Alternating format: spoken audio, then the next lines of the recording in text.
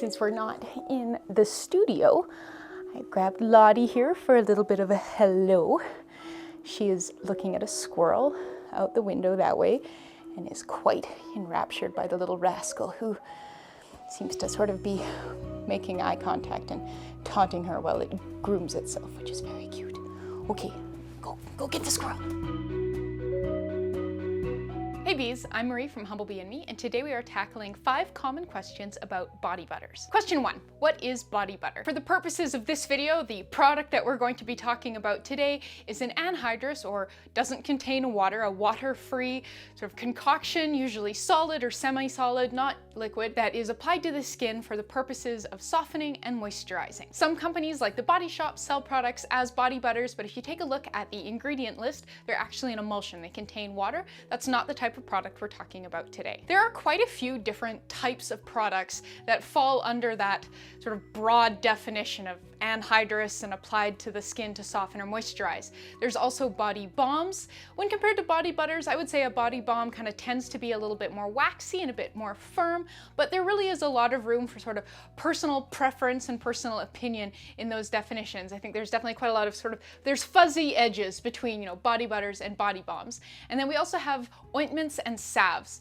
I often think of ointments and salves as having more of a sort of a healing sort of theme to them. So you might have some sort of an herbal infusion, or they might contain some awesome soothing ingredients. They also tend to be more unctuous and sort of more, well, ointmenty, a consistency you might associate with something like petroleum jelly, where you kind of do this and you get a little bit of kind of stringiness happening. Body butters are usually comprised mainly of plant-based butters, so something like shea butter, mango butter, cocoa butter, different types of butters, and then often softened with some liquid oil to get just the right consistency and melting point. One of the questions I'm asked the most often about anhydrous products is, will this melt in hot weather?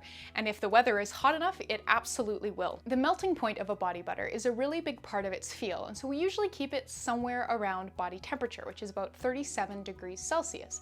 It might be slightly higher, it might be slightly lower, it might be meaningfully lower, but it's usually going to be somewhere around body temperature. We're not usually going to have the melting point of a body butter be something like 60 degrees Celsius, because that would make it quite difficult to apply to the skin. When you applied it to the skin, it would not melt, and we do need it to sort of eventually melt so that we can, apply it to the skin. If you think about coconut oil melts at 24 degrees Celsius. Where I live, it's almost always solid, but if you put a scoop of coconut oil on your skin, it starts to liquefy almost immediately, because 24 degrees Celsius is quite a lot lower than 37 degrees Celsius. For something a little bit different, cocoa butter melts closer to 34 degrees Celsius. So that's closer to body temperature, but still not above it.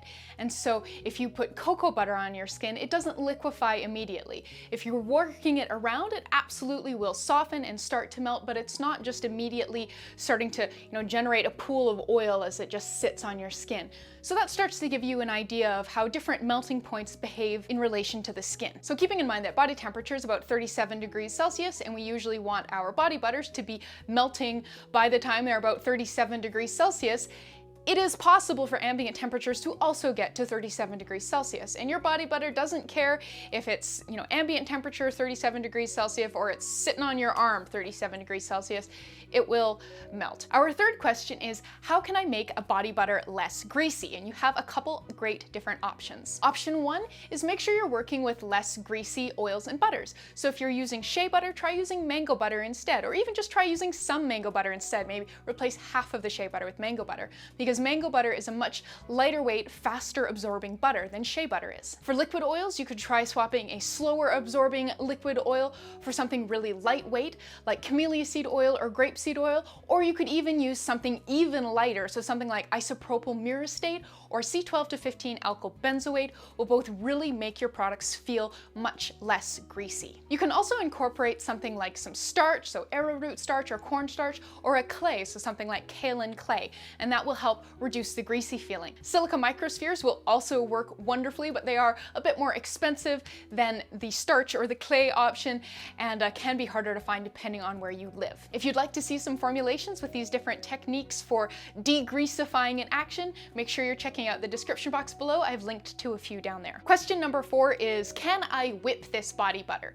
And so if you have ever used a whipped body butter, you'll know they're this gorgeous, lightweight, very like frosting-ish kind of consistency that is just mwah, absolutely decadent. When it comes to making a whipped body butter, you can whip almost any body butter and it will whip up. It's just a matter of if it will stay nice and soft and whippy, or if it kind of seizes up on you and you'll go back the next day and try to like just scoop out a dollop and it just kind of goes and then maybe like cracks a little bit and falls over. What we're looking for is a whipped body butter that stays soft and whippy. And for that, we need a very specific consistency of that fat blend so that things stay nice and whippy and fluffy. Any fat blend that contains a lot of something quite brittle, so cocoa butter would be an example, or wax, usually is not going to whip up very well. Maybe if you live somewhere very hot, but kind of being here in Canada, I'm having a hard time checking that for you. It's not very hot here most of the time.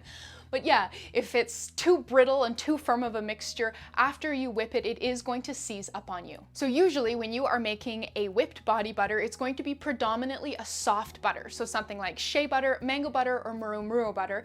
And then that'll be softened a wee bit with a bit of a liquid oil. When I'm developing a whipped body butter formulation, I will start by combining my soft butter and the liquid oil or oils that I want to use, melt that together, and then I'll whip it up. And then I'll come back a day later and check and see if it's still whippy.